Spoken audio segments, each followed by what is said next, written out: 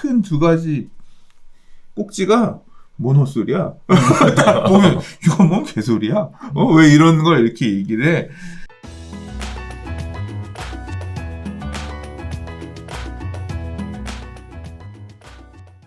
좋아요와 구독하기는 사랑입니다. 네, 안녕하십니까.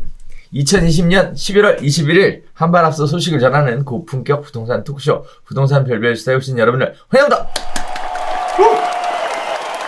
지난주 휴방이었습니다. 제가 개인적으로 일이 있어서 네. 그래서 저기 멀리 제주도 갔다 오느라고.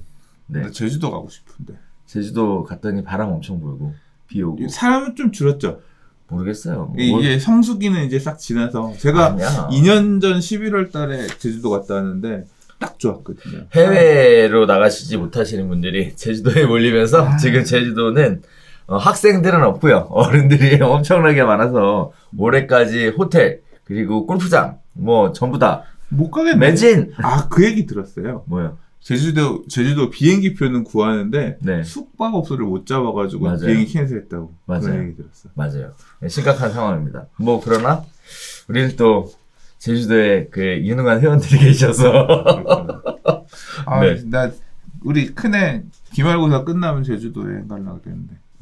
그래서 그래서 이제 애들이 크니까 그런 게 좀 어렵네. 그렇죠. 네. 애 어릴 때 많이 가세요. 네, 좋은 얘기입니다. 많이 네. 다니세요. 그러니까요. 나는 후회 중에 좀 더 갈 걸. 가려고 노력 많이 하긴 했는데. 애들 학원 스케줄에 뭐 시험에 이런 게 있으니까. 이제 앞으로는 더 없을 거 아니야. 그러겠죠. 많이 네. 다니세요. 지금도 없어요. 우리 애도 마찬가지인데 왜? 아니야, 더 없어. 섭섭해져 나중에. 추억을 빨리 많이 만들어야지. 좋은 얘기입니다. 네. 네. 자, 오늘 메인으로 다룰 얘기는요, 24번째 대책이죠. 자, 그래서 하나씩 살펴보도록 하겠습니다. 자, 일단 이번에 24번째 부동산 주거 안정 대책이 발표가 됐는데요. 영끌 전세 대책이 나왔음에도 불구하고 무주택자들의 한숨만 깊어진다. 소식입니다. 전세는 원인부터 해결책까지 문제를 잘못 짚었다라는 비판이 속출하고 있는데요. 엉뚱한 곳만 계속 긁어대니까 이젠 아프고 피도 나온다. 먼저 정부가 최근 전세난의 주요 원인으로 임대차 보호법 등 정책의 부작용이 아닌 저금리 탓으로 돌리는 것에 대한 비난의 목소리가 가장 큽니다. 금리 인하, 가구 분화에 따라 최근 가속화된 가구수 증가 등이 전세가 상승의 주요 원인이다라고 설명을 했는데요. 자, 이는요, 시장의 참여자들의 이야기와 정반대 배치된 얘기입니다. 시장에 있는 분들은요, 임대차법 시행으로 전세 매물이 줄고 집주인의 실거주 요건 강화로 전세 품귀가 심화해 전세난이 발생했다라는 얘기가 가장 많은데도 불구하고 엉뚱한 원인을 제시를 했는데요.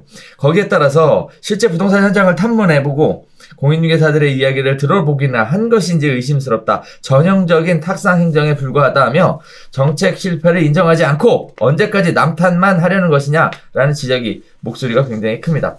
자, 관련된 부분들이 계속 이야기가 나오고 있는데요. 서울부동산정보관장에 따르면 임대차 3법 시행 이후에 서울 아파트 전세 거래량은 지속적으로 감소했습니다. 지난 7월 13,265건에서 8월 9,911건으로 줄어들었고요. 그리고 9월에는 7,264건, 10월에는 6,863건에 그쳤습니다. 제도 시행 이후 석 달 만에 거래량이 반토막 났는데요. 거기에 따라서 아파트 전세 수요가 임대차 3법에 직접적 영향을 받은 것이다 라고 보고 있음에도 불구하고 그렇게 얘기했다는 거예요. 반면에 서울시 다세대 연립 전세 거래량은요, 제도 시행 전과 크게 달라질 점이 없었다라는 겁니다. 7월의 거래량, 9월 쭉 얘기가 나오고 있는데요. 어쨌든 지난해 얕은 기간 6,321건과 비교해 볼 때 24%가량 물량이 줄어들었고요. 단독 다가구 역시 물량의 변동폭은 미미하다라는 겁니다. 7월에 7,925건인 전세 거래량은 7월에 4,925건인 전세 거래량은 10월에 4,123건으로 802건 주는데 불과했다라는 건데요. 거기에 따라서 서울의 전세 수요 가운데 아파트는 임대차 3법의 영향을 크게 받아 거래량은 물론 공급량까지 줄었다는 얘기. 반면 비아파트는 정책 영향을 받지 않아 전세 수요 변동도 크지 않았다는 이야기 계속 나오고 있는 상황입니다. 자, 여기에 첫 번째 쟁점인데요. 일단 전세 가격의 상승의 원인이 무엇이냐라는 정부의 시각과 일반 시장의 시각이 전혀 다른 차원에서 시작을 했는데 이거 딱 보시면서 어떤 생각 하셨습니까? 이게 사실 제가 당일날 요거 그때 요 발표 나오는 이게 아침에 보도자료가 아침에 8시 몇 분인가 나왔어요. 북튜브 홈페이지에.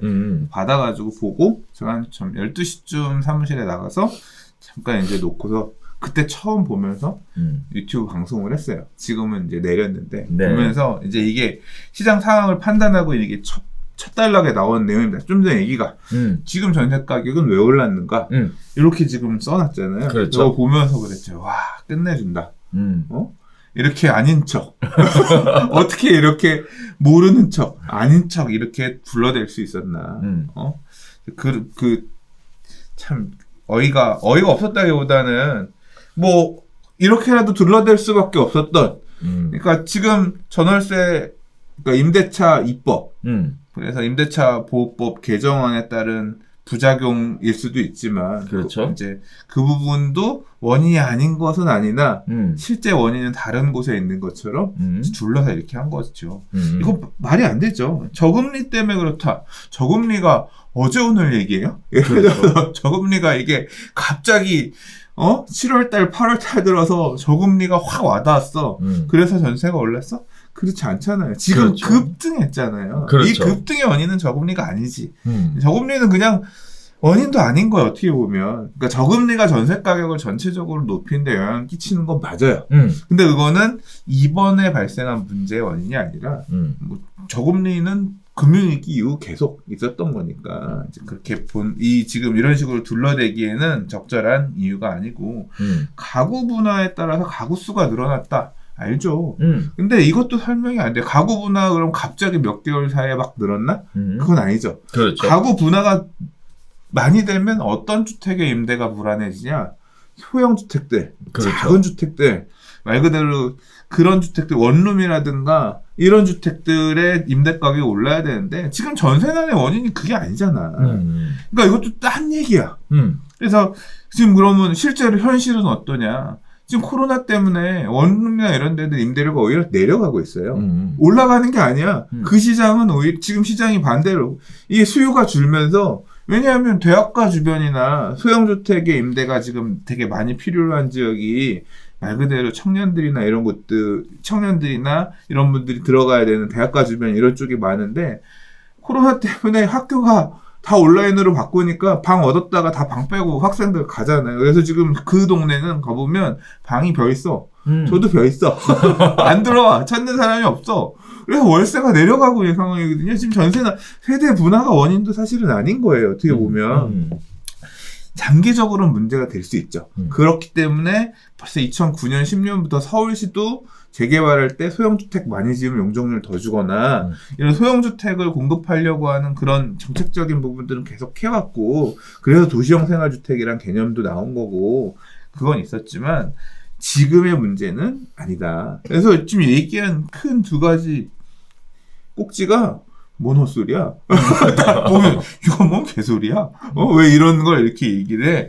그러니까 면피 목적으로 다른 걸 내세웠지만 시장 참여자들 그 누구도 지금 뭐 전문가라고 하는 분들도 아무도 동의하지 않고 당장 기사 보면 지금 논박을 한 거 아니에요. 그렇죠. 지금 전세 가격의 급등을 당연히 누가 봐도 좀 전에 니네가 있었던 임대차 입법, 임대 3법, 그리고 이제까지 계속해왔던 실수요자, 이 실수요자 관련된 내용들이 그런 거 아니에요. 지금 당장 뭐 올해 나온 대책들만 봐도 재건축 수익을 가지고 재건축할 때는 주인이 인용거주 해야 돼. 그렇죠. 그러니까 회차 내쫓고 들어가서 하는 거 아니야. 그렇죠. 그리고 앞선 대책에 나왔던 내용들 중에 앞으로 주인이 양도소득세 비과세 받으려면 무조건 일단 거주를 채운 다음에 가능해. 보유만으로는 안 돼. 언제 이후 양도분부터. 그래서 세입자들 계속 내보내고 있는 거 아니야. 맞아요. 그래서 그 영향 때문에 지금 안 그래도 공급 물량들이 굉장히 제한적인 상황에서 지금 이런 대책들을 막 하나도 아니고 여러 개를 동시다발로 두들겨 내고 있다 보니까 지금 부작용으로 이게 급격하게 임대 가격이 불안한 상황이 나타나고 있는데 그걸 아니라고 뻔뻔하게. 그러니까. 이걸 우겨. 원인에 대한 평가가 대책을 볼 필요도 없어요. 왜? 원인을 잘못 분석했는데 결과가 좋을 제일 리가. 아니 지금 아픈 데는 심장이 아픈데 무좀약 발라주고 아이씨 무좀이 문제네요. 발이 문제네요. 무좀은 낫겠지. 심장은 그대로인데 원인에 대한 판단이 질병에 대한 원인 판단이 잘못됐는데 해법이 나오겠어? 24번째 대책 보나 마나지. 실제로 보나 마나지. 사실 보나 마나는 아니에요. 그쪽 부분에서 도움이 될 만한 부분은 있지. 근데 전체 시장에 큰 영향을 끼칠 만한 내용은 뭐 뒷부분에 이제 얘기하겠지만 아니더라. 마치 그래요? 이런 느낌이었어요. 결과를 만들어 놓고 일단 답을 갖고 오래. 전세 시장이 불안하니까. 그러니까 일단 짜낸 거지, 영끌에서. 네. 그리고 나서 이거를 뭐라고 설명해야 될까? 이런 대책을 만든 원인에 대해서, 거기에 대해서 마치 짜맞추는 듯한 이런 느낌이 들어서 사실 조금 그렇더라고요. 네. 이거 완전 뭐 내가 볼 때는 헛발질도 좀 그런 약간 오버하면 그런 것 같아요. 공산당 뭐 이렇게 노동당 뭐 당 기관지에서 뭐 어쩌다라고 자기네 혼자 주장하는 말들 있잖아. 그런 수준의 얘기들이 계속 나오고 있는 것 같아. 그러니 아무도 공감하지 않는 얘기를 니들은 어떻게 생각하든 내 말은 이게 맞다. 북한 애들 그런 거 맨날 하잖아. 그런 느낌이야. 이거 어떻게 이걸 받아들이라고. 전혀 공감 1도 안 가는 그런 내용을 가지고 원인 분석을 계속하고 있으면 보면서 국민들이 다 끌끌 차지. 앞으로 이제 계속 나오면 또 헛소리 하겠네. 뭐 이런 식으로 계속 받아들이겠지. 맞아요. 그래서 사실 부동산 가격이 불안할 때부터 정부에서 지속적으로 주장해왔던 것 중에 하나가 뭐였냐면 공급 물량 충분하다. 공급 물량 충분하다. 그다음에 이번에도 나왔어요. 이번에도 공급 물량은 뭐 그 어느 때보다 많은 수준이다. 공급 물량이 안 충분하니까 이거지. 네 진짜. 그러더니 나중에 임대차 3법 도입할 때도 뭐라 그랬냐면 그것 때문에 우리가 오랫동안 조사해봤는데 큰 영향은 없다. 아니 뭐 올해도 내년에도 5만 그거 다 원룸 입주잖아. 그러니까 실제로 그 기만하고 있는 거지. 빤히 민간 업체에서는 2만 몇천이라고 그러는데 우리가 이제까지 아파트 공급한 거 다 체크해 보니까 재건축이나 분양한 단지들 생겨서 입주한 물량을 보니까 2만 몇천 개인데 서울시 국토부 우리가 볼 때는 5만 크게 5만 나머지 2만 5천이 소형주택들 행복주택들 민간에 우리랑 그러니까 지금 전세난이 발생하고 있는 이런 서울 핵심 지역에 방 2개, 방 3개짜리 이런 아파트 이런 물량이 아닌 거잖아요. 그러니까 그걸 갖다가 그래서 그 당신네가 지금 5만이라고 얘기하는 거는 그런 민간에서 체크할 수 없는 그런 소형 임대들이기 때문에 그런 쪽은 안정화될 수 있지만 이렇지 않은 부동산 시장이 다 차별화되어 있잖아. 지역도 차별화되어 있고 그런 것들은 당연히 불안할 것이다 얘기를 했는데 맨날 나와서 나 아니라고 우리가 맞다고 아니 지금 그 말이 틀린 게 다 드러났잖아. 그 한편으로는 그런 생각도 들어요. 물량이 부족합니다. 그 물량을 공급해야 되는데 공급할 방법을 찾았으면 됐을 걸. 이번에 좀 나왔어요. 그래서 나오긴 나왔죠. 뭐 그런 부분들이 좀 아쉬웠고요. 또 한편으로는 뭐랄까요? 뭔가 원인에 대해서 얘기를 하고 나서 그거를 인정을 하고 거기에 따라서 대책을 좀 만들어줬으면 좋겠는데 이런 형태로 엇박자가 자꾸 나니까 이제 안 믿는 거죠, 사람들이. 이 불신이 굉장히 커져가는 것 같아요. 마치 뭐 양치기 소녀 같은 그런 느낌? 그러니까 이게 대책이 나올 수가 없는 게 큰 전제를 바꿀 수 없기 때문에 뭐 못 나오는 거예요. 실수요가 중요하다. 라고 하는 이 대전제를 가지고 실수요가 좋은 수요고 임대 전세를 끼고 부동산을 소유하는 거는 나쁜 짓. 그냥 나쁜 짓이라고 얘기하잖아요. 그래서 그렇죠. 2주택자, 세안 이런 거 공무원들 2주택자 넌 옷 벗어. 뭐 거의 그런 분위기를 지금 만들고 있잖아요. 실수요가 아닌 임대를 낀 수요는 이 사회에서는 바람직하지 않은 거고 공직에 있어서도 안 되고 뭣도 안 되는 이런 걸로 지수를 몰다 보니까 임대 물량이 있을 수가 없는 거야. 그러니까 그 가치관을 유지한 상태에서는 아무 대책도 낼 수가 없어. 집을 그 가치관을 유지한 상태에서는 엄청나게 많은 집을 지어서 임대인을 민간 시장에서 못 해주는 부분을 대체해 줄 수 있는 집을 짓는 것밖에 없거든. 근데 그건 단기간에 할 수 있는 게 아니잖아요. 그러니까. 단기간에 할 수 없을 뿐더러 돈도 졸라 많이 들어. 그러니까. 땅 사야 되지, 집 져야 되지. 집도 대충 안 짓겠다면서요. 뭐 질 좋은 주택을 짓겠다면서. 질 좋은 집 지으려면 돈이 많이 들지. 그러니까. 네, 땅도 많이 들지. 뒷부분에서 이제 그 얘기도 좀 더 하겠습니다. 그래서 이게 뭐 대책이 이 실수를 우선시하는 이 기준을 바꾸지 않는 한에서는 당장에 지금 문제를 해결할 수 있을 만한 솔루션이 나오기가 힘들어요. 그러니까 답답했겠지. 그래서 뭐 이런 대책 정도를 내놨겠죠. 뭐 한편으로는 진짜 몰랐을까요? 뭐 알면서 얘기 안 하는 거 아닐까? 이게 이런 실무적으로 대책을 만들거나 하시는 공무원분들이 네. 엄청 똑똑한 분들이잖아요. 그렇죠. 그러니까 말 그대로 그 고시라고 하는 관문을 네, 그렇죠. 뚫고 올라가서 그 위에 올라가 계신 분들이잖아요. 숫자 메모며 저 같은 사람은 될 수도 없을 만큼 엄청 똑똑하신 분들이지. 몰랐을까? 모르지 않죠. 그렇죠. 모르지 않죠. 근데 이게 그런 공무원들을 좌지우지하는 분이 누구야? 선출직 공무원들이잖아요. 그렇죠. 소위 말하는 이분들이 딱 큰 기조를, 그러니까 그런 거 아니에요.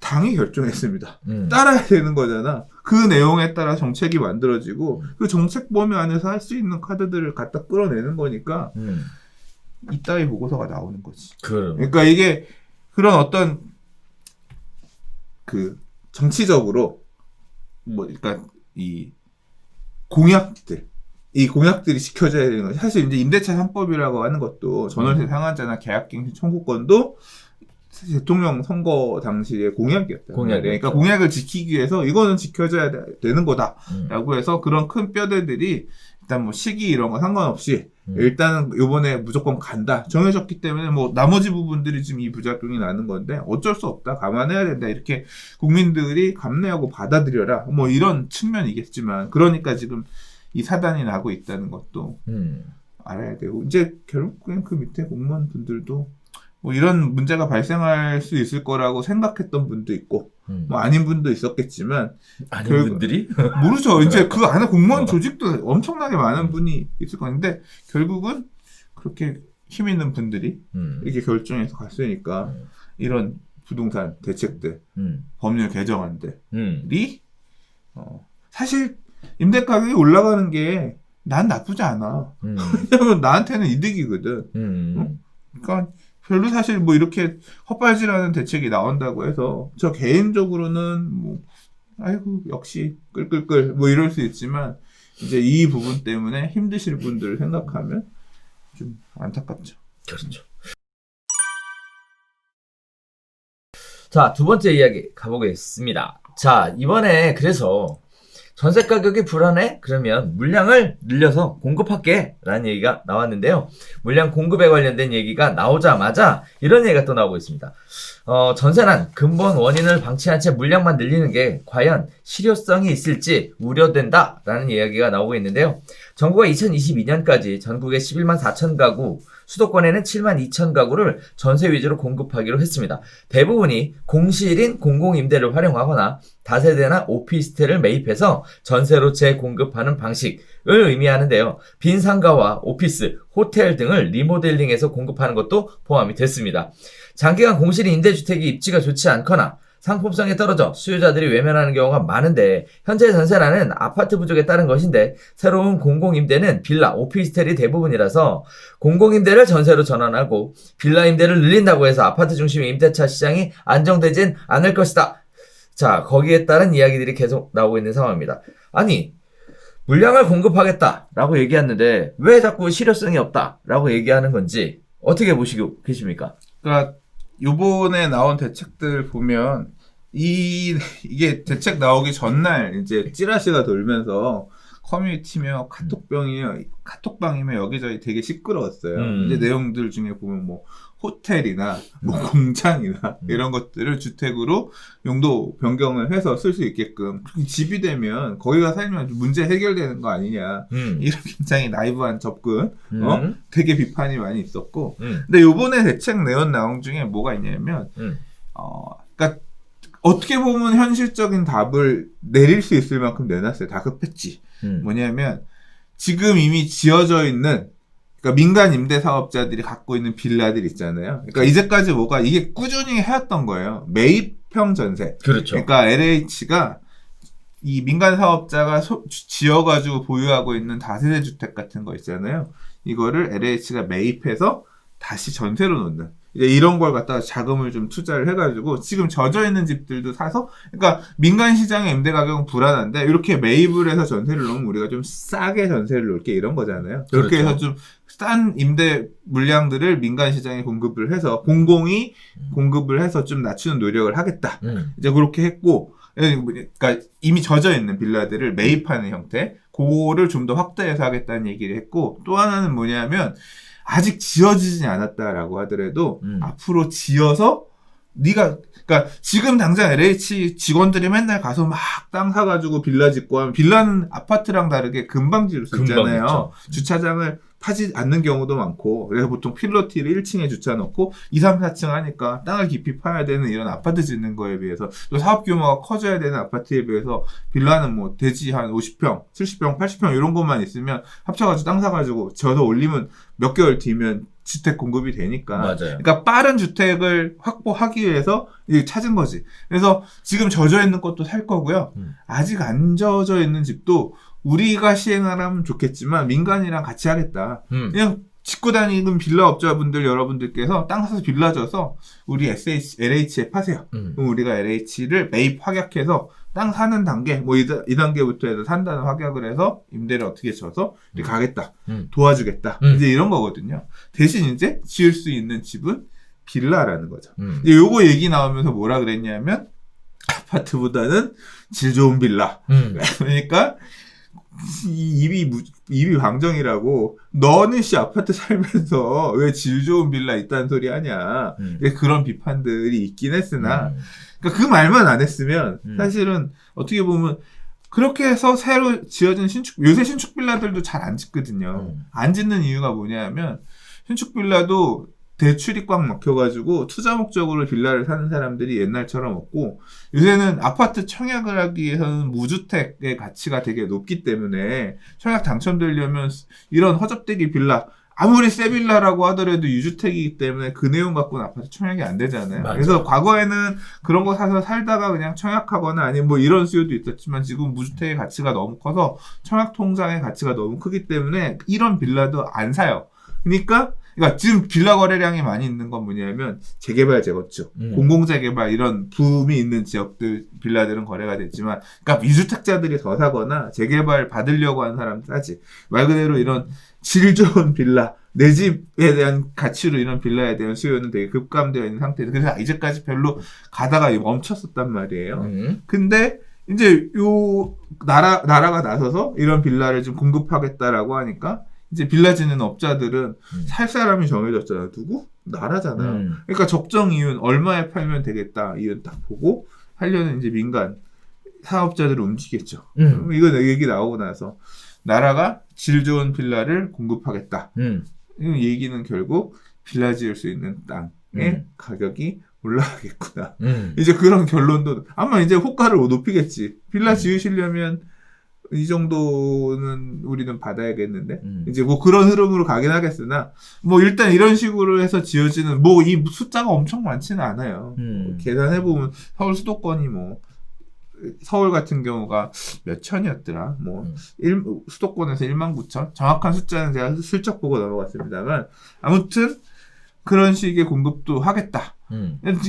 그래서 이제 빌라를 새로 지어서 공급하거나, 지어진 걸 공급하거나, 아니면 뭐 상가나 오피스를 리모델링해서 주택으로 바꾸거나 이런 것들을 좀 허들을 낮춰서 하게끔 해서 공급을 하겠다. 뭐 몇 년간 11만, 숫자는 아주 엄청나게 많은 것처럼 얘기를 하고 있는데,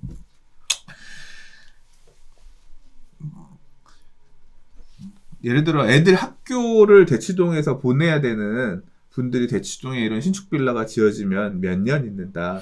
그래서 아파트가 없으니까 일부 갈 수 있죠. 아파트 전세 살려다가 뭐 옆에 빌라 가서 몇 년 살 수도 있죠.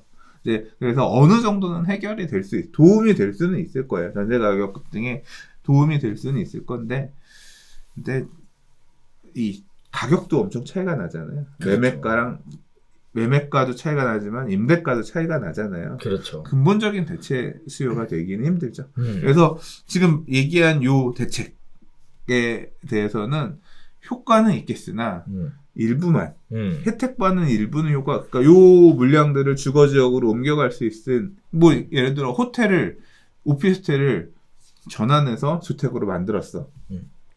저는 못 가서 살죠. 나는 아예 상관없어. 우리 옆집 아저씨도 그렇고 윗집 아랫집도 똑같아. 그러면 누가 되겠어요? 뭐 이제 대학가에서 원룸 찾던 학생이나 아니면 뭐 신혼부부들이나 일부 이제 필요한 계층들 이런 분들한테는 도움이 될 것 같아요. 근데 여전히 이런 수요하고 상관없는 주택 수요에 있는 분들 이런 분들한테는 전혀 상관없는 그러니까 진단과 대책이 어긋나는 네, 그런 대책이 아닐까 싶어요. 자, 이렇게 다들 아파트가 필요하다고 하는데 왜 갑자기 뭐 오피스, 호텔, 다세대 뭐 이런 건 얘기가 왜 나오는 겁니까 도대체? 그쪽이 좀 안 좋아. 시장이 안 좋아요? 그러니까 상가 이런 데들은 특히 네. 코로나 이런 걸로 직방 두들겨 맞았잖아요. 그래서 지금 공실들도 심각하고 특히 이제 집합상가들 이런 데 같은 경우는 그래서 말 그대로 어떤 소비의 트렌드가 바뀌고 있고 도시만의 그런 좋은 건물들이 이제 제 목적을 잃어가지고 치되고 있잖아요. 그래서 뭔가 어떻게 이 부분들을 개선해야 될 것인가에 대한 고민도 있는데 한편으로는 도심지 안에 양질의 주택이 부족하다.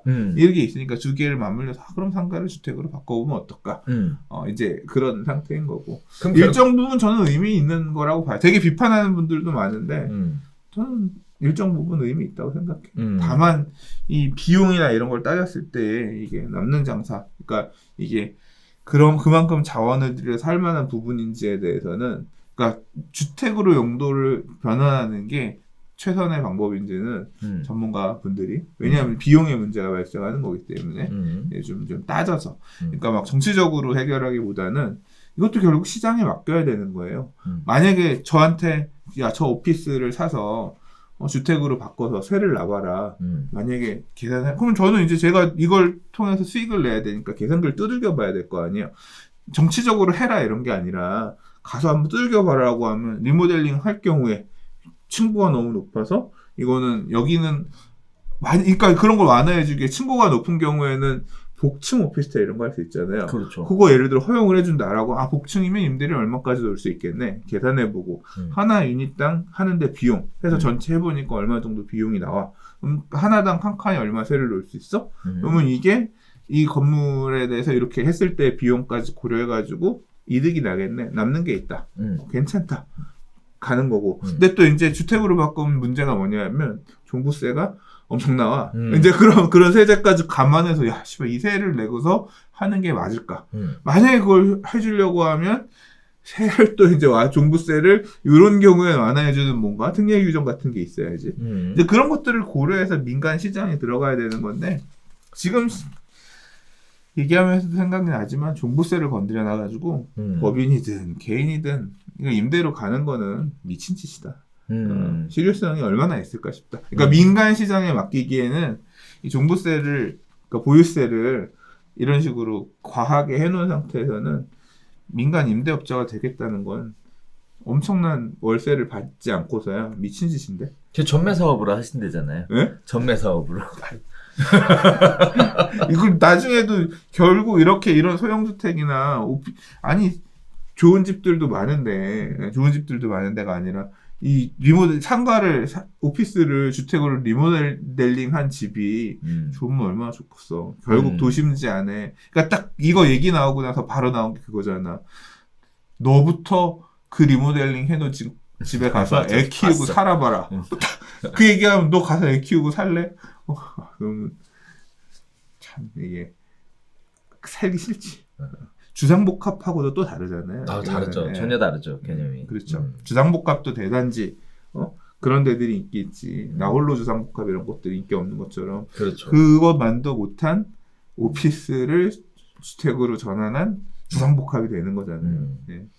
그래서 이제 닭장 얘기 나오고 뭐 굉장히 불만 섞인 이야기들이 많이 나오는데 어찌됐든 아파트 공급을 해야 한다라고 시장에서는 이야기하고 있는데 아파트 공급을 할 방법이 없으니까 일단 공급부터 하겠다. 그런데 기왕이면 뭐 수장님 얘기하셨던 것처럼 시장이 안 좋은 쪽에서 이쪽으로 전환시키는 이런 방법의 공급을 한번 해보겠다. 근데 이게 이렇게. 얘기를 하고 나니까 진짜 이게 특성인 것 같아요. 봐요. 공공 재건축으로 5만 원. 공급 대책 그랬잖아. 공공 재건축으로 5만 호를 공급을 더 늘리겠습니다. 하나도 없잖아. 공공 재건축 사전 컨설팅 신청했던 데들도 우리도 조합원들이 하지 말래요. 빠져나가고 없잖아. 없죠. 그러니까 터무니없는 숫자를 딱 내서 이번에도 임대 아파트를 2010 몇 년까지 11만 얼마를 하겠습니다. 임대주택을 공급하겠습니다 하는데 그 숫자가 다 뻥카 같아.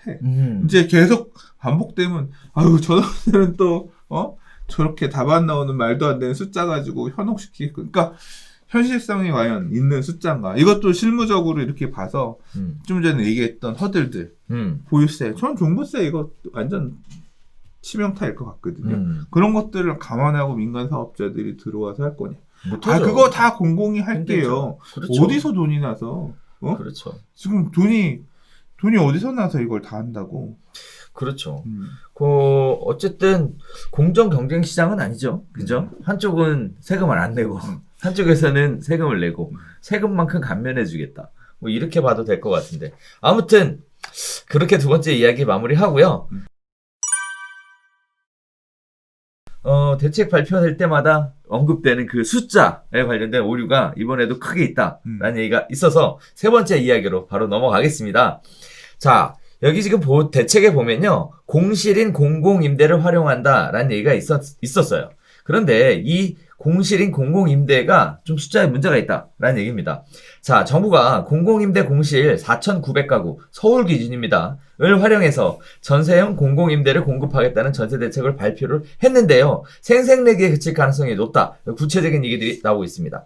자, 정부가 집계한 서울 시내 3개월 이상 공공임대 공실은 지난 10월 기준 총 4,936가구라고 합니다. 자, 거기에 따라 4,000여 가구가 서울주택도시공사 SH물량이라고 하는데요. 여기에 따라서 현행 기준에 따라서 공급을 하면 무슨 문제가 있는가를 조목조목 짚으셨는데요. SH공사에서 가지고 있는 물량입니다. 연간 발생한 공실을 채우기 위해 1년에 한 번씩 예비 입주자를 모집하고 있는데요. 예비 입주자 모집 경쟁률은 매우 높기 때문에 최종적으로 나오는 공실은 거의 없을 것으로 보고 있습니다. 지난 16일부터 20일까지 신청을 받고 있는 상황이라고 하는데요. 실제로 지난해 진행된 예비 입주자 모집 공고 당시 1,004가구 모집에 11,617명이 신청해서 경쟁률이 11.6대 1이라 이렇게 얘기하고 있고요. 국민임대의 경우도 비슷합니다. 코로나19 확산 등으로 위험이 있어서 내년으로 입주자 모집을 연기를 한 상황이었어요. 거기에 따라서 2021년도 1차 국민임대 모집 공고가 날 예정인데요.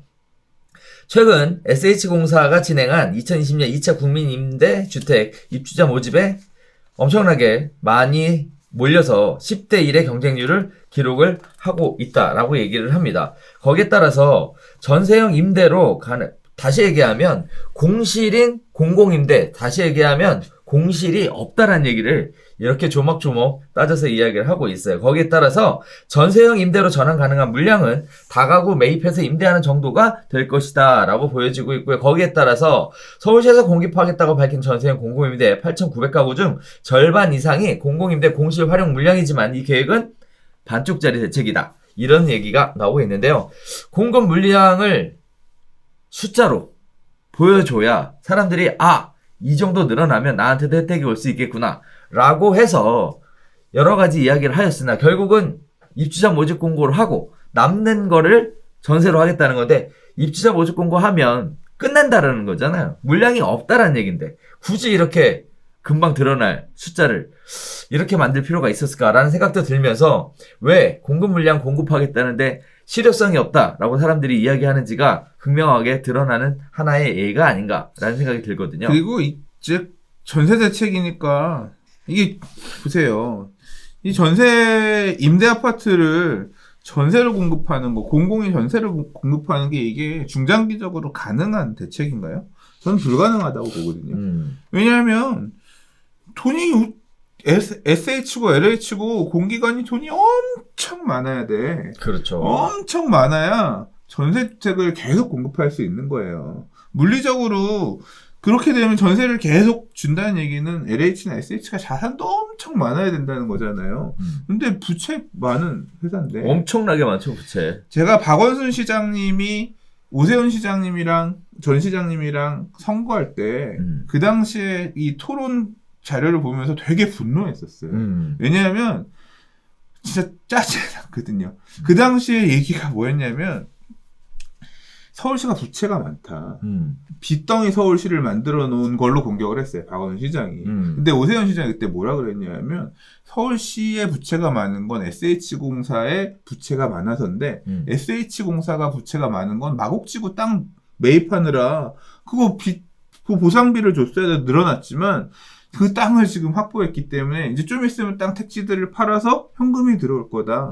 그러면 다 그게 괜찮다. 그러니까 지금 빚이 아니라 사실은 땅이 자산이 늘어나면서 빚이 잠시 늘었던 거고 이 땅 팔고 나면 그 다음에 우리 빚이 줄어들 거다. 된다 이런 거였거든요. 근데 그걸 갖다가 무슨 소리냐 계속 서울시를 빚덩이 저걸로 만들었다는 식으로 막 그렇게 토론을 하더라고요. 그래서 막 야씨 저거는 제가 그 당시에 이제 그런 식으로 조금 이해가 안 그 토론의 내용이 이해가 안 갔었거든요. 자, 그러니까 SH공사는 이런 식으로 사업을 해서 땅을 계속 자산을 많이 깔고 있으면 있을수록 부채가 늘어날 수밖에 없는 그런 구조잖아요. 그렇죠. 이 결국 뭐냐면 이렇게 주택이라고 하는 자산을 많이 깔고 있다라고 하면 월세를 받아서 적어도 유지하거나 관리하거나 할 수 있을 만한 돈이 나와야 되는데 전세는 그런 게 아니잖아요. 그렇죠. 게다가 전세도 낮게 가격을 시세보다 저렴하게 깔아주잖아요. 이 사업을 SH공사에서 했어요. 그게 SHIFT, 시프트라고 얘기를 하는 그 사업을 오세훈 시장이 했단 말이에요. 근데 하다가 지금 이제 안 해. 기존의 중대형 평을 시프트, 20년간 안심하고 살 수 있는, 임대료 상한 제한이 있는 안심하고 살 수 있는 장기전세 주택 해가지고 엄청 홍보하고 2000년대 후반부터 하다가 지금 이런 식으로 장기전세 주택으로 했던 집들을 살고 있는 사람들은 그냥 살지만 나가면 그 집은 다시 장기전세를 안 넣고. 그렇죠. 지금 그냥 월세로 놓거나 다른 형태로 가고 있거든요. 왜냐하면 이게 엄청난 부담인 거예요. 이 공사 입장에서는. 결국 계속 이걸 하겠다는 얘기는 뭐냐면, 그러니까 전세주택을 공공에서 계속 이런 식으로 공급하겠다는 얘기는 뭐냐면 계속 빚잔치 하겠다는 얘기밖에 안 돼요. 그럼 빚잔치를 계속하면 어떻게 돼? 터질 거 아니에요. 그렇죠. 예, 이건 그러니까 근본적으로 중장기적으로 갈 수 있는 모델이 아니에요. 그러니까 지금 이걸 대책이라고 내놨다는 얘기는 뭐냐면 다급하니까 보여줘야 되니까 지금 일단 한시적으로는 우리가 좀 이런 식으로 좀 액션을 취해야 될 때니까 지금 안 나가. 원래 우리가 월세 받으려고 했던 집인데 전세가 없다고 하니까 우리가 그냥 전세를 좀 놔줄게. 요만큼은 우리가 좀 손에 까고 가야지. 이거 그냥 내세운 거야. 근데 여기 지금 기사에서 얘기한 것처럼 근데 장기 임대 3개월 이상 임대가 안 되고 월세로 먼저 나가면 그건 못 준다. 이렇게 해놓은 거야. 내심 그러겠지. 제발 월세에서 끝나게 해주세요. 기도하겠지. 그러면 너무한다. 일단 전세로 생색은 내놨고 3개월 이상 못 줘줘. 3개월 이상 안 비어 있었네. 월세로 차버렸네. 그래서 못 주겠네. 그러니까 그냥 좀 다급해서 내놓은 방안이고, 그리고 이 물량들이 얼마나 쓸모 있는 물량이냐도 중요하죠. 그렇죠. 예, 이 물량, 이 공공임대나 이런 영구임대, 국민임대 이런 집들 같은 경우는 임대료도 되게 싸잖아요. 그렇죠. 그리고 주택들이 작잖아요. 중형, 소위 말하는 20평대도 잘 없잖아요. 30평대 이런 거 당연히 없고. 그래서 물량들이 아무튼 하겠다는 그러니까 의미는 있어. 근데 이게 얼마나 지금의 말 그대로 몇 억씩 튀어 올라가는 이런 아파트들의 전세 가격하고 무슨 상관이 있는 대책이냐. 그냥 숫자는 몇천 가구 뭐 이렇게 있지만 실제 그래서 내가 그거 그래요? 그럼 몇천 가구 전세가 나와요? 가서 볼까 하면 내가 가서 살 수 있는 집은 아니네. 이제 이런 식으로 보면서 대책 맞아요? 이렇게 고개를 잘래잘래 저을 수요자분들이 있을 것이다. 자, 그래서 네 번째 이야기로 바로 넘어가 볼게요. 지금 현재 숫자를 가지고 이야기를 했으나 현실적으로 검증해 보니까 공급될 물량이 없더라 라는 얘기와 함께 이번에는 질 좋은 주택을 공급해 달라 라는 요청에 따라서 질 좋은 중형 임대를 공급하겠다는 얘기도 발표가 됐습니다. 자, 질 좋은 중형 임대 63,000 가구를 공급하겠다. 그리고 성남, 낙생 등 6곳을 선도단지로 거론을 했습니다. 중산층 3, 4인 가구를 위한 대책이고요. 거주기간 최장 30년으로 확대하겠다라는 얘기인데요. 임차가구 주거 안정을 위해 주택수급 관리와 함께 공공임대를 질 좋은 평생주택으로 업그레이드하는 방안을 병행 추진할 예정이라고 얘기합니다. 고품질 중형주택이 신규 도입되면 5년간 약 63,000 가구가 공급된다고 하는데요. 선도단지로 거론되는 지역은 성남 낙생, 의정부 우정, 의왕, 청계, 부천 역곡, 시흥, 하중, 대전, 산단 등 총 6곳이라고 합니다. 2020년 사업 승인부터는 공공임대를 전면 적용할 계획으로 3기 신도시 등에 공급될 예정이라고 합니다. 자, 현재 청년은 6년, 자녀가 있는 신혼부부는 10년으로 제한된 공공임대주택의 주거기간을 계층과 관계없이 소득, 자산 요건만 충족하면 최대 30년까지 확대하겠다는 것을 목적으로 갖고 있고요. 저소득층 주거지원 강화를 위해 기존 영구 국민임대 입주 대상인 중위소득 100% 이하 가구의 전체 물량 공급의 60%를 우선 공급하겠다고 합니다. 또 가구 원수별 입주 면적이 설정되지만 넓은 평형을 원하는 수요자들을 위해서는 일정 수준의 임대료 할증 방식을 통해서 공급을 하겠다라는 얘기인데요. 품질이 안 좋다 얘기가 나오니까 고품질에 대한 주택도 공급하겠다라고 발표를 했는데 왜 이건 또 실효성이 없다? 이런 얘기를 하는 건지. 진짜 뭐 실효성이 있다 없다를 얘기하기보단 네. 이번에 사실 임대 대책인데 그러니까 전월세 대책인데 이 내용이 한국지 포함이 됐어요. 네. 근데 이 내용은 이재명 경기도지사가 계속 얘기해왔던 기본주택이라는 개념을 민주당이 갖고 와서 이제 정부가 갖고 와서 본격적으로 앞으로 임대 대책에 넣겠다 이런 내용으로 받아들여져요. 그러니까 지금 30년 동안 거주할 수 있는 그러니까 주택을 매수하는 게 아니라 국가가 임대하는 저렴한 말 그대로 이제까지 임대주택의 개념은 작은 소형주택들, 그렇죠. 배려계층들이 사는 저소득층들이 사는 질이 좀 안 좋은 이런 주택의 개념이라 꺼렸다라고 하면 아니야. 이제 앞으로는 뭐 싱가포르 이런 데에 얘기했죠. 그래서 다른 나라의 사례처럼 우리나라도 20, 30평형대, 30, 40평형대 아파트도 국가가 안정적으로 국가의 월세 내면서 살 수 있는 그런 주택들을 요지에 넣게 되면 야, 집은 그냥 가서 거주해서 살면 되지. 뭐 굳이 집을 사서 차익을 남기고 어떤 투자의 어떤 그런 개념으로 받아들이지 않게끔 그렇게 패러다임을 바꾸겠다 이런 데서 출발한 거거든요. 그 얘기가 너무 달콤했던 것 같아요. 그래서 끌어갖고 왔어. 근데 이걸 보면서 이 부분을 보면서 누가 분노하셔야 되냐면 청약통장 가지고 3기 신도시 들어가려고 하셨던 분들, 택지지구 들어가시려고 하셨던 분들 분노하셔야 돼요. 당신들이 받으려고 했던 집 뺏어서 이거 임대료 짓겠다는 얘기입니다. 3기 신도시 안에서도 뭐 좋은 위치, 역 주변의 좋은 위치는 다 이 기본주택이라고 하는 중형 임대로 넣고 분양 물량들은 역에서 좀 비껴있는 사이드에 넣고 이런 식으로 공급하라고 했잖아요. 중형 임대를 많이 넣으면 결국은 분양 물량이 줄고요. 그러니까 아파트 줄 서서 이제까지 3기 신도시 분양 나올 테니까 사전 청약 나올 테니까 기다려라 했던 그 통장 들고 계셨던 분들이 옛날에는 100개 받을 수 있었으면 이거 들어가면 80개, 70개로 줄어들면서 그만큼 내 몫이 줄어든다. 내가 될 수 있는 몫이 줄어들 거라고 생각을 하셔야 되는 거고 또 한편으로는 소형주택들 이런 것들도 당연히 소형주택들의 일부도 줄어든다고 봐야죠. 중형이 그만큼 자리를 차지하면 차지할수록. 그래서 그만큼 가능성이 낮아지는 거기 때문에 되게 분노를 하셔야 되는 대목이에요. 첫 번째로는. 두 번째는 뭐냐면 이 중형주택도 맛배기밖에 안 될 가능성이 커요. 계속 이런 식으로 공급할 수 있을까? 할 수 있을까요? 어렵죠. 왜? 돈의 문제니까. 그렇죠. 결국은 이걸 지으면 이런 식의 중형주택을 계속 지으려면 임대료가 현실 공공이 나서서 예를 들어서 우리나라의 모든 논밭을 나라가 다 사. 그래서 앞으로는 쌀은 나라에서 다 배급을 해줄게 하면 쌀값이 안정화되나요? 그렇게 안 돼요.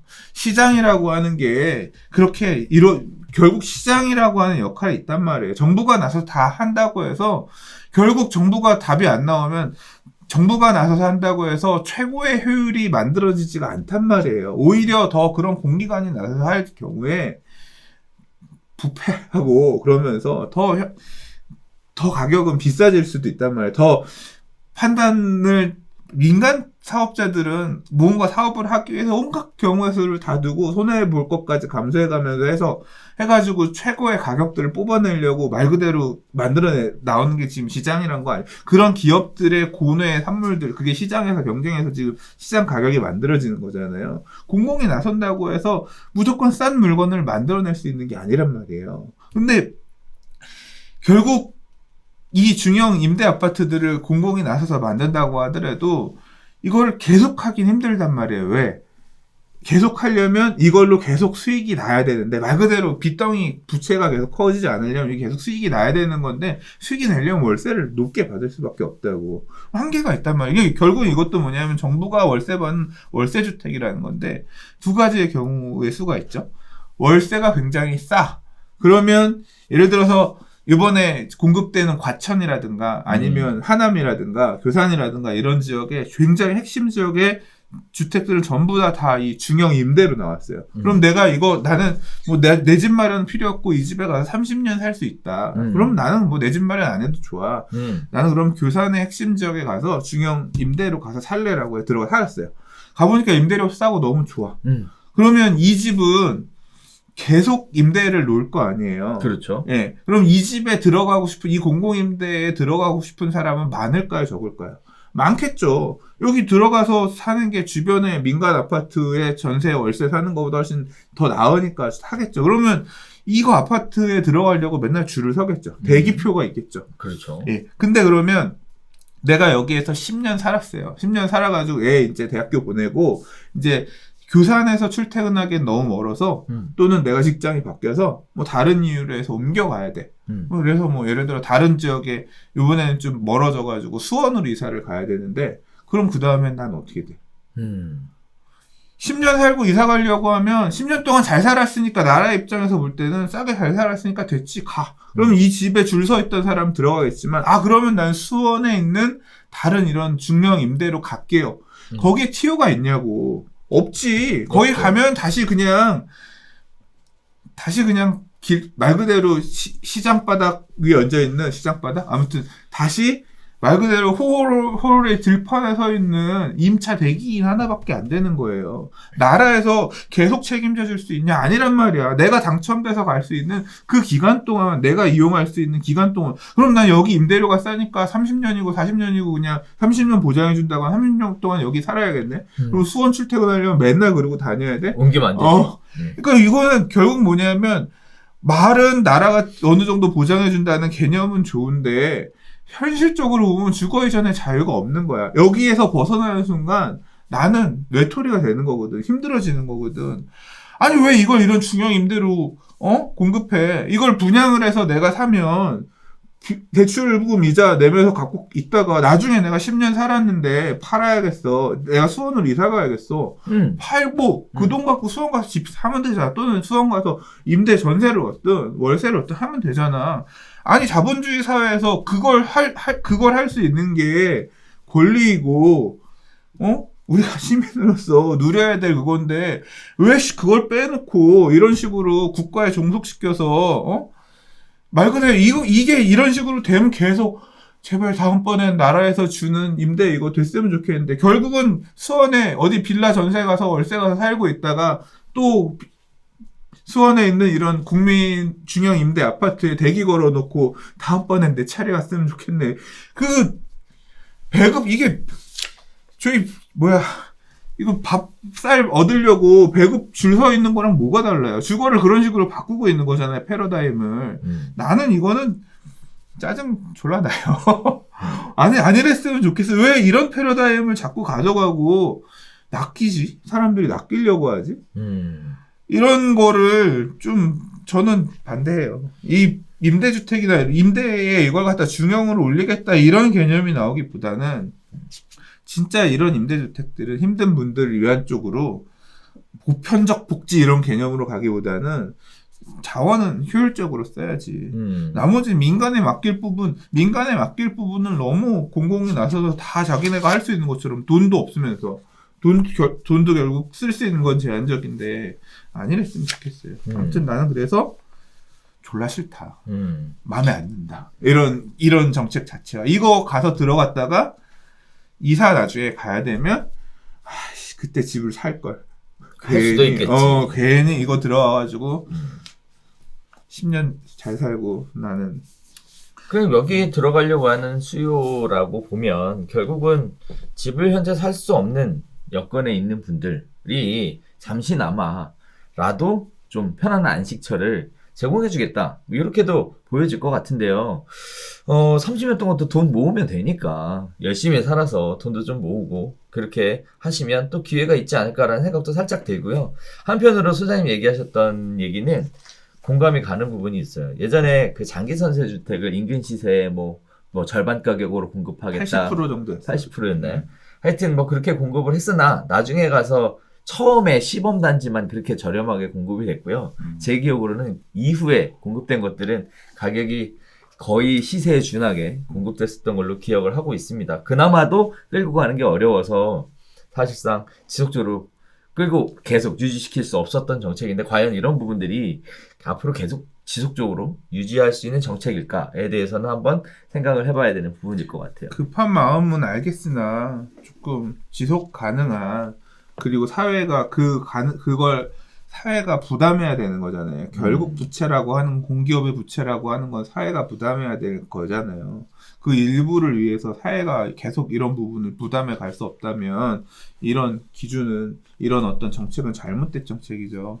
그러니까 말 그대로 이거는 너무 급조된 어떤 얘기잖아. 조금 그러니까 더 비판이 있는 것 같고 저도 그 비판에 공감합니다.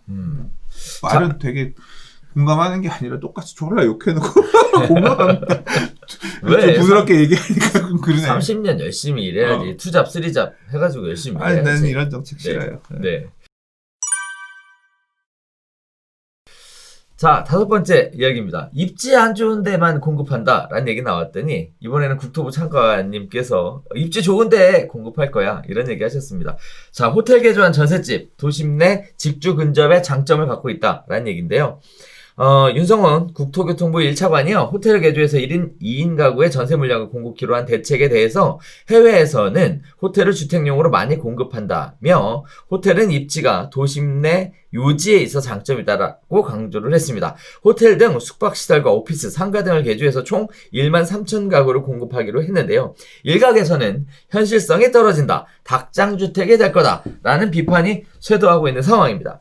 자, 호텔을 그대로 하면 주거용이 안 돼서 공기업이 매입해서 취사나 부엌 등 주거 용도로 개량해서 공급을 하겠다라고 얘기한대요. 지금 주거용이 안 되는 걸 공공이 개입해서 주거용으로 만들겠다는 얘기죠. 자, 전세 가격에 다세대 다가구는 안정이 됐는데 아파트만 오르고 있다.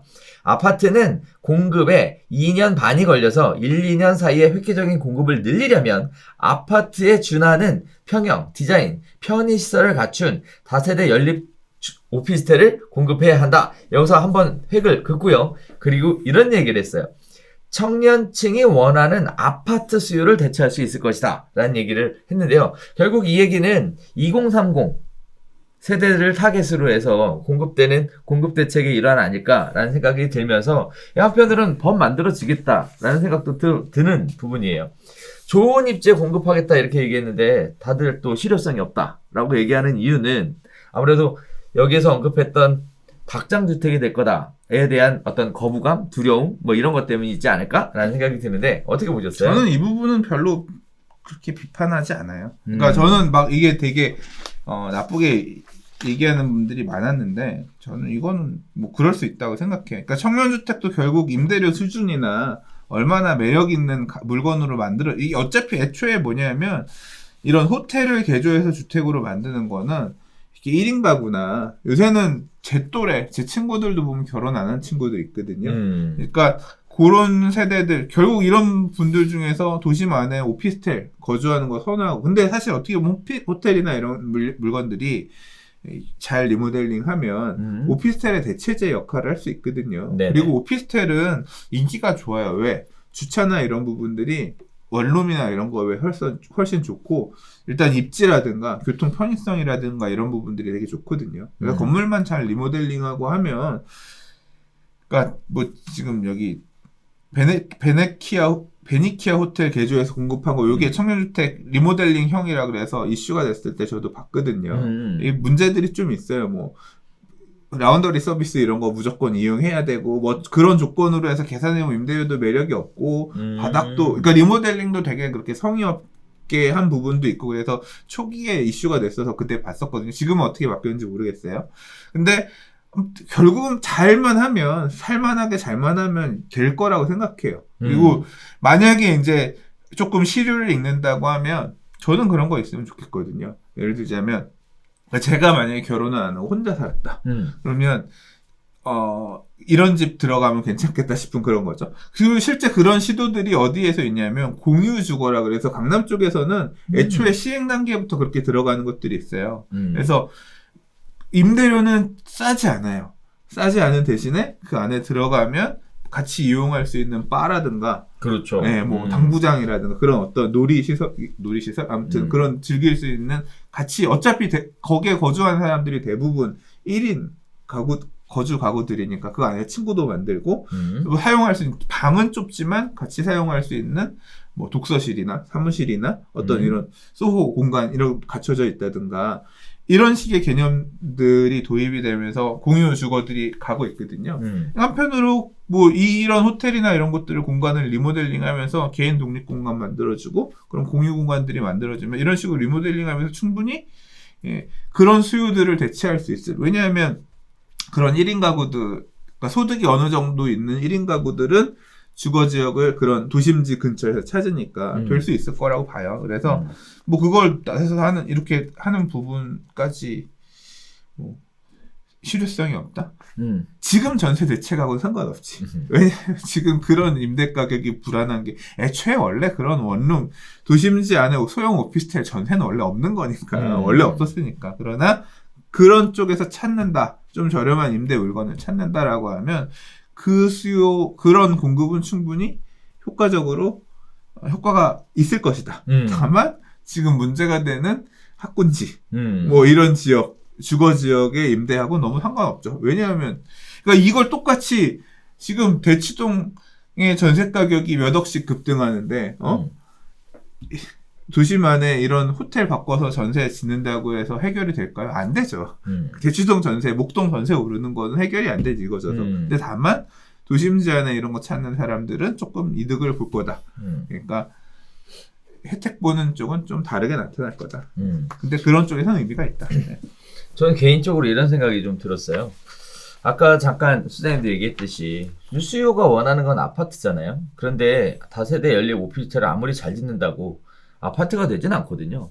뭐 호텔도 마찬가지, 오피스도 마찬가지입니다. 호박에다 줄 긋는다고 수박 안 되는 것처럼 이게 사람들이 원하는 주택은 아니다라는 생각이 일단 첫 번째고요. 그다음에 두 번째는 거주는 따로, 아파트 사는 거 따로, 이렇게 따로따로 놀 것 같은 생각이 드는 거예요. 지금 아시겠지만 좀 경제 여건이 되는 그런 분들은 거주는 도심에 살지만 실제 아파트를 매수하거나 청약을 해서 당첨을 기다리시는 분들 다 지금 하고 있거든요. 이게 수요를 잡는 데는 또 역부족이지 않을까라는 생각이 들면서 그래서 실효성이 없다라는 얘기를 그래서 하는 거 아닌가라는 생각도 들어요. 이번에 그런 말들 자꾸 하시잖아요. 아까 지금 호박에 줄 긋는다고 수박 안 된다라고 하셨는데 네. 호박도 곱씹어 먹어보니 수박 맛 나더라. 뭐 그런 느낌으로 빌라도 질 좋은 빌라도 뭐 살아보면 아파트만 하다 이런 소리 하잖아요. 호박도 잘 먹어보세요. 자, 그런 생각이 들면서 지금 대책에 관련된 얘기 쭉 나눠봤는데, 그러면 이번 대책이 결국 시장의 참여를 통해서 전세 물량을 공급하겠다라는 내용이 아니고 정부가 주도해서 어떻게 해서든 짜내보겠다. 그래서 사람들만 영끌에서 집을 사는 게 아니라 20, 30대만 영끌에서 집을 사는 게 아니라 정부도 영끌에서 전세를 공급하겠다라는 식의 이야기들을 계속 하고 있는 상황인데 진짜 종합적으로 볼 때 실효성이 좀 있을까요? 그냥 존재가 없는 대책이잖아요. 사실 오늘 우리가 별별 수다 하면서 얘기를 하지만 이미 다 잊었어요. 무슨 대책이 있었는지 사람들. 관심 그러니까. 없어. 그냥 뭐 있었나 보다. 대책들도 하도 나오고 별로 그냥 임팩트도 없다 보니까 요번에는 보면 언급만 하는 전문가분들도 많이 있었고 저도 그냥 대충 하고 넘겼고 이게 뭐 대책이냐 그냥 노력했다. 그럼 어떻게 해야 돼? 전세 가격 계속 올라간다는 얘기 지금? 이제 내년에 뭐 또 나오겠죠.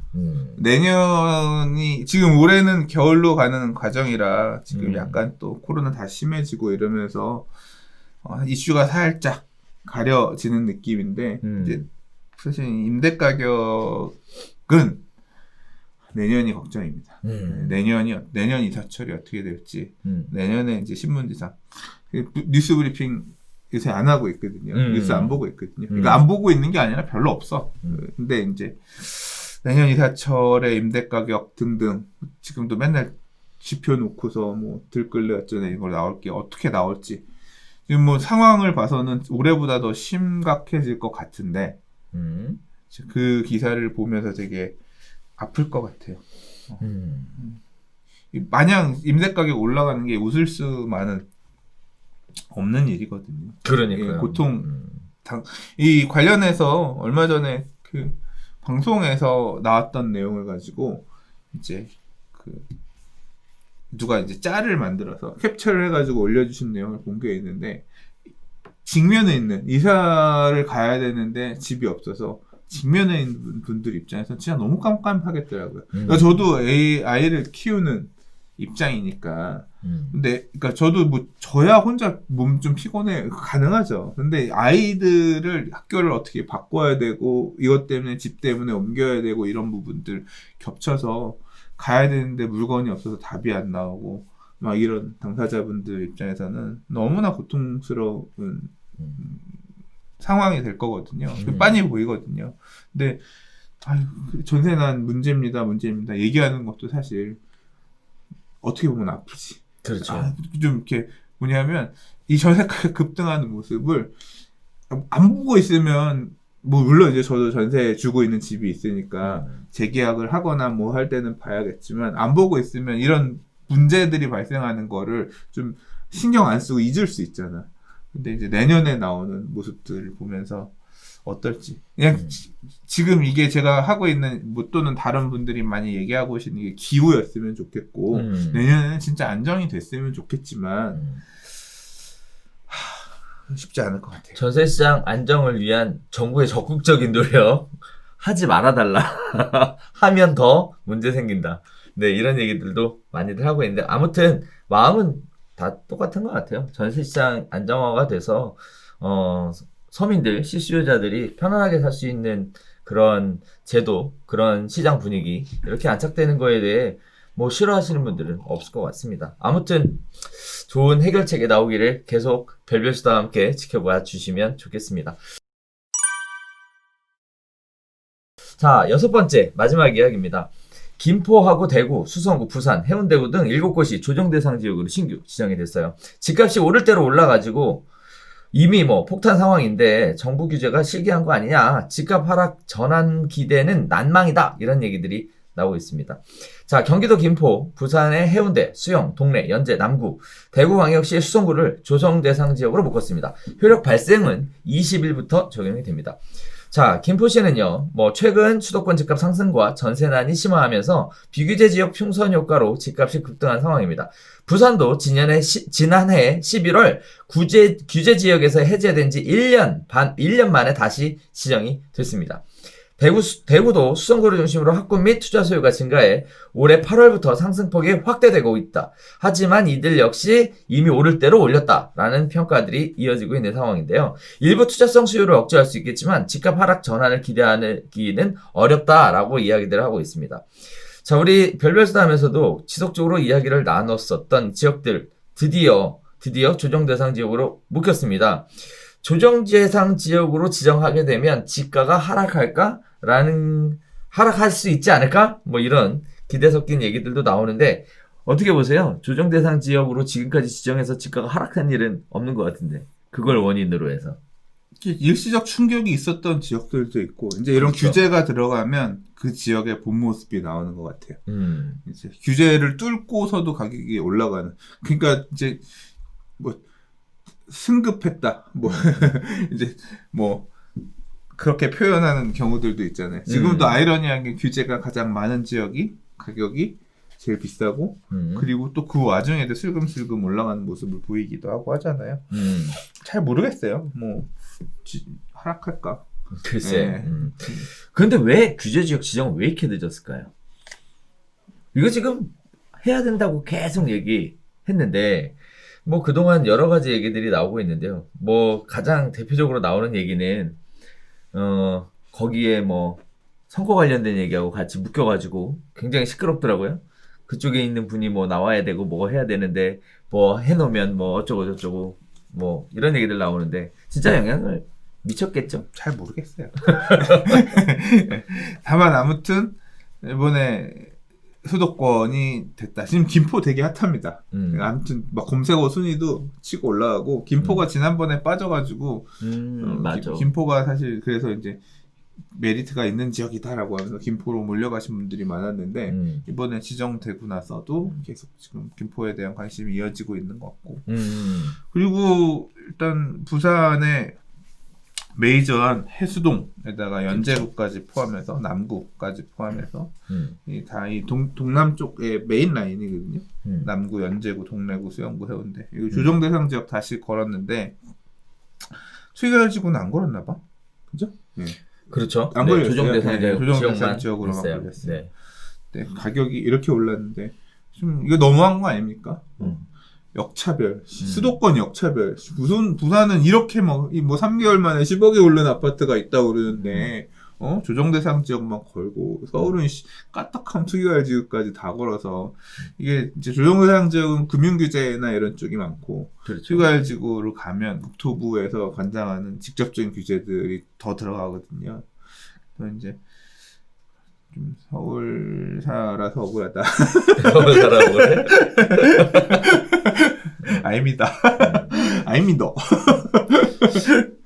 자, 한편으로는 그런 생각도 좀 들어요. 뭐 여러 가지 바쁜 일도 있으셨겠죠. 여러 가지 뭐 생각들도 많으셨겠죠. 그런데 이거 지금 심각하다 계속 얘기 나왔고 이미 정량적 요건이라는 거를 갖췄을 것이다 라는 것이 사실 100% 예측이 되는 이런 상황에 이런 규제지역 지정을 왜 이렇게 늦게 했을까라는 생각은 의구심을 갖게 충분히 만들어낸 요소인 것 같습니다. 앞으로 규제는 더 이제 시작했으니까 사실 뭐 이 거론된 지역만 지금 뜨거운 게 아니라 주변 지역들도 더 뜨겁잖아요. 관전 포인트는 그거 같습니다. 이제 항상 연초에 보면 이런 거 물어봐요. 지방 부동산 2020년 서울 부동산 어떨까요? 수도권 부동산 어떨까요? 지방 부동산 어떨까요? 막 설문들 나오고 연초면 그러면 서울은 오를 건데 지방은 떨어질 거다. 이런 평가들 전문가들 평가들 되게 많아요. 근데 막상 보면 올해 뚜껑 열었더니 지금 어떻게 보면 지방이 더 난리였잖아요. 그렇죠. 2021년도는 어떨지 모르겠는데 지금 뭐 이게 서울도 그렇고 지방도 그렇고 돈의 가치가 내려간다고 해야 될까? 저금리에다가 이런 기조는 계속 지금 이어지고 있잖아요. 그렇죠. 이제 내년에 지금 이제 서울이 딱 말 그대로 가장 규제가 많은 삼청대잠이라고 불리는 이 지역은 크라운 5개, 왕관 5개, 규제 5개 묶여 있지만 이게 지금 그래서 그 외부 지역들은 규제 4개짜리, 3개짜리 이렇게 가면서 딱 지역이 만들어지잖아요. 이 경남권 그러니까 이 지방에서는 지금 말 그대로 해운대, 수영구, 동래구, 연제구, 남구가 조정 대상 지역 묶였단 말이에요. 근데 이제 규제가 생기면 항상 이제 규제 옆으로 그 옆에 빠져 있는 지역으로 또 수요들이 그러면 지금 조정 대상 지역이 묶이면 뭐가 딱 걸리냐면 양도소득세 중과가 걸립니다. 맞아요. 네, 그게 이제 바로 딱 걸리고 분양권 전매 제한이 딱 세금에 대한 묶이면서 게 쫙 세금이 이제 그게 묶이면서 가면 그러면 지금 걸렸기 때문에 엑시트하고 싶어도 세금이 중과되니까 못 나온단 말이에요. 그러면 이제 빠져있는 옆으로 간다. 지금 김포 조정 대상 지역 안 걸렸을 때 말했던 것처럼 이제 어떻게 수요가 갈 거냐. 일산? 그렇죠.